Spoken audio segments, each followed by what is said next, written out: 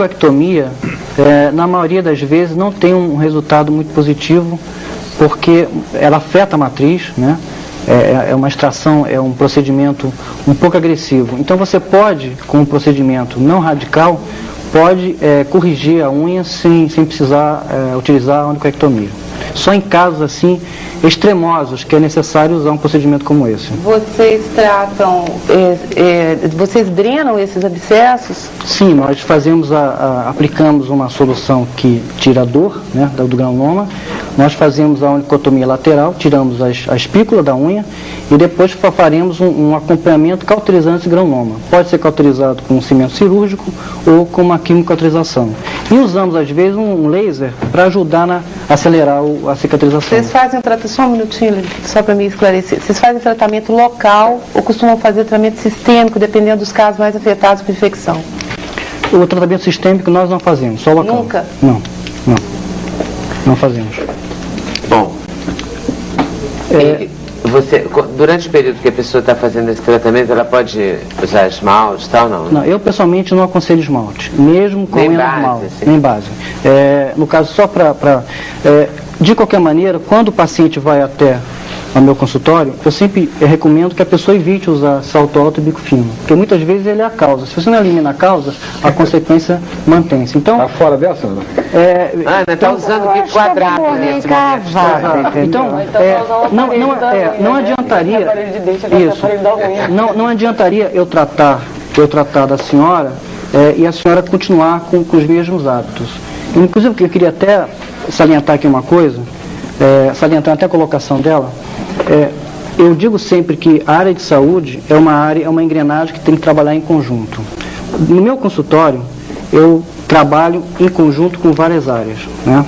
Ortopedia, dermatologia, fisioterapia, por exemplo, pessoas que têm problemas ortopédicos, eu encaminho para fisioterapia, encaminho para ortopedia, para aplicação de órtese, pressometria computadorizada, enfim, e também para fazer tratamento de postura global, porque o pé ele é sempre o resultado de todo uma consequências, muitas vezes, adquiridas por hábitos errados. Certo, a gente volta a falar com você no outro bloco. Carlos, nosso podólogo, o que causa rachadura nos calcanhares? Pergunta a Beth de Brasília. Escuta a história da Beth. Tenho rachaduras tão profundas que chegam a sangrar, meu Deus.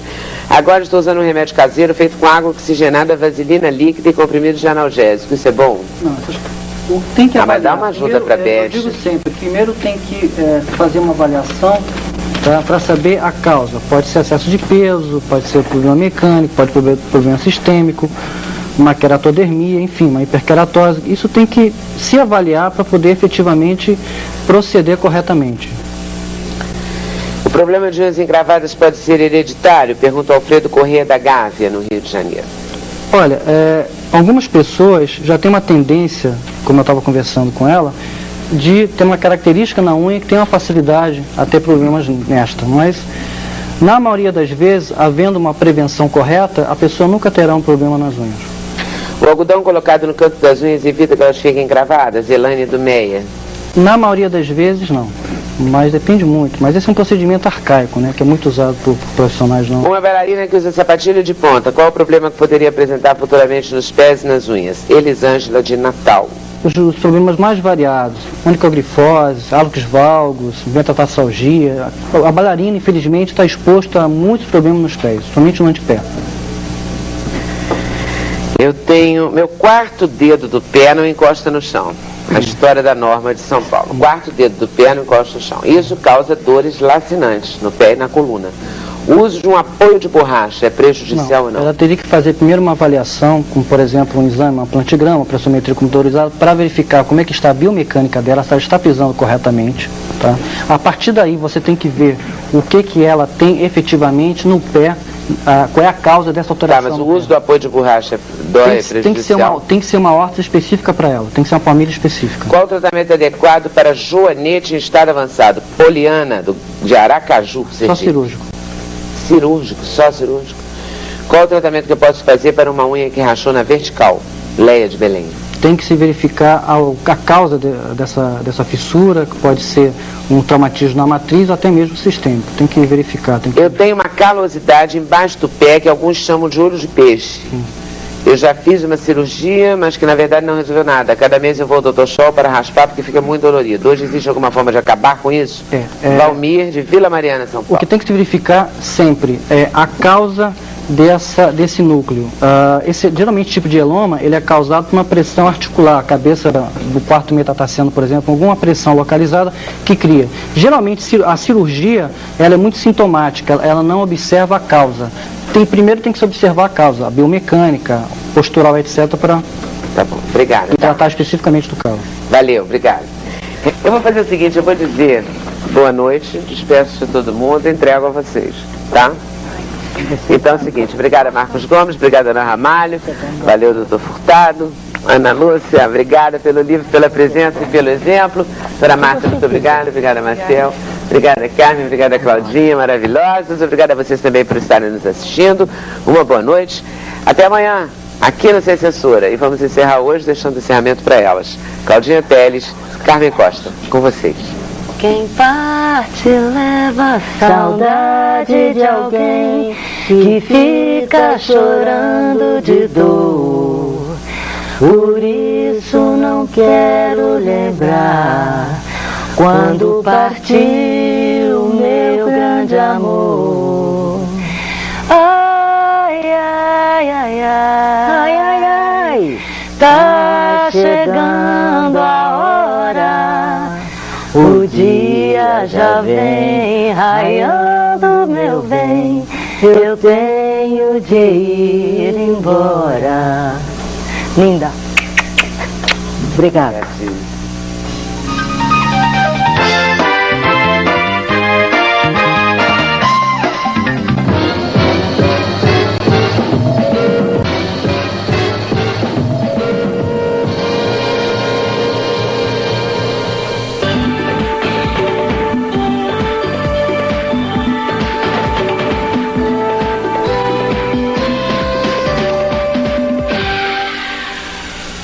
Olha, uma pessoa normal dá aproximadamente por dia 5.000 passos, não é, Carlos?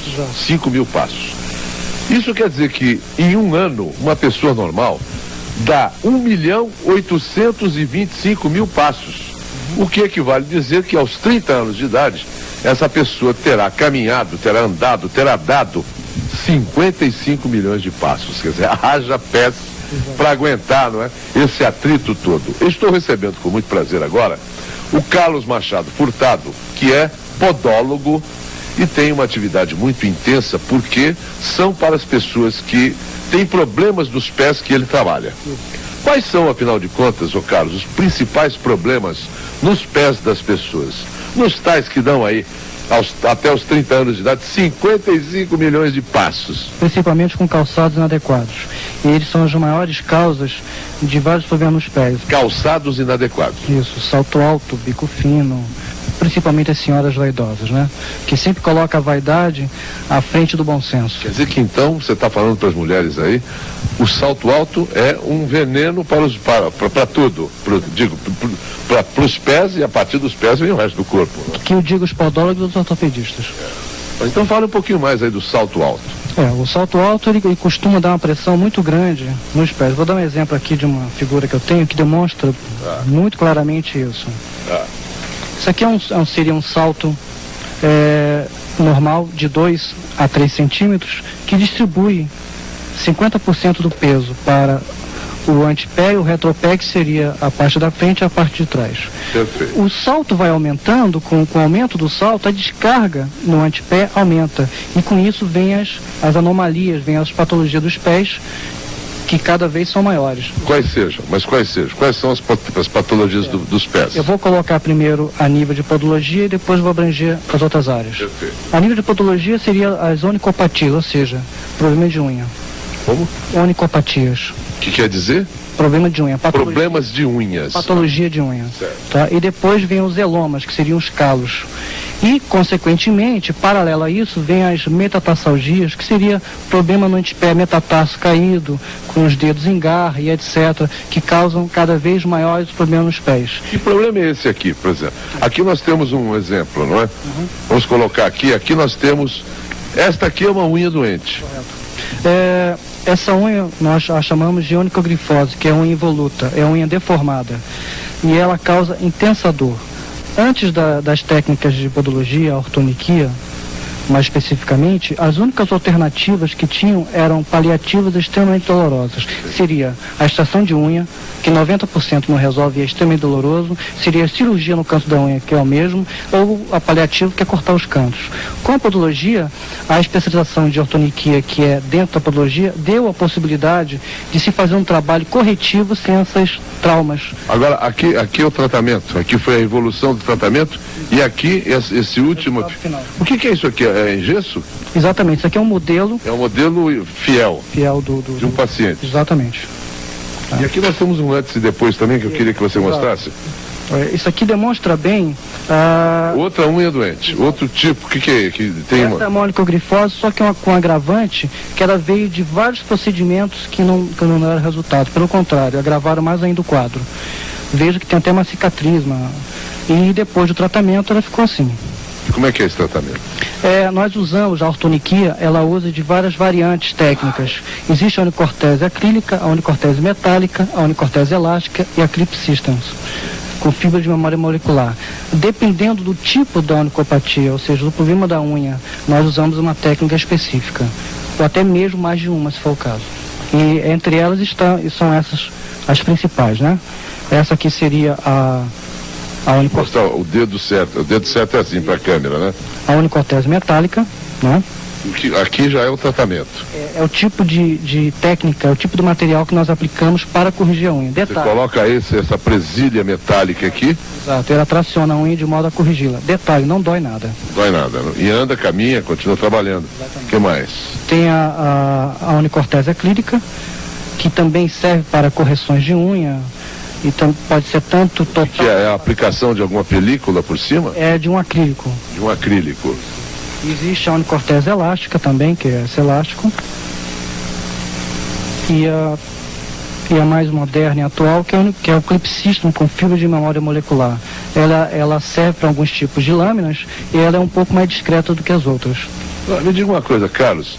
É muita gente, né, que tem problema nos pés. Diz que é um percentual altíssimo, significativo. Principalmente o feminino.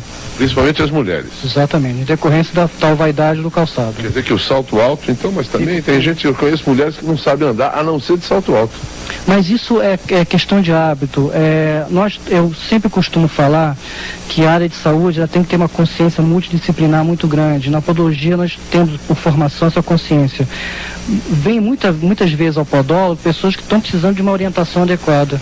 Nós damos orientação a nível de fisioterapia, ortopedia, encaminhando o paciente e dando a ele essas orientações. Então muitas vezes o paciente indo a fazer um tratamento ortopédico, como por exemplo com órteses corretivas no pé, palmilhas, e também fazendo fisioterapia a nível de cinesiologia biomecânica, que é corrigindo, trabalhando os ligamentos dos músculos do pé, o paciente pode realmente ter uma melhora considerável. Tem unha encravada aqui?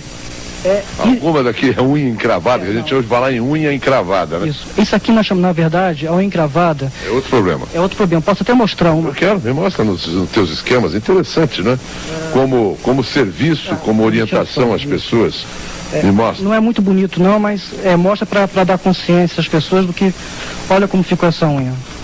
Isso aqui é uma unha encravada? Meu Deus. Nós chamamos isso de onicocriptose bilateral com granuloma piogênico. E como é que trata isso? Nós fazemos uma dicotomia lateral, uma incisão... Fala em linguagem menos científica. Isso, uma incisão, quer dizer, um corte da lâmina que está causando a inflamação. Para poder tirar. Isso. Desencravar. Exatamente. Aí nós atuamos a nível de eliminar a inflamação, até que a pessoa, e muitas vezes, em decorrência de procedimentos errados, é preciso completar com esse tratamento aqui, porque a unha está... Tá me dando dor no dedão do meu pé direito aqui, de ver isso tudo. Agora, me dê E você não falou muito dos calos, né? Dos calos. Das calosidades. Exato. Vai mostrar calo aqui também?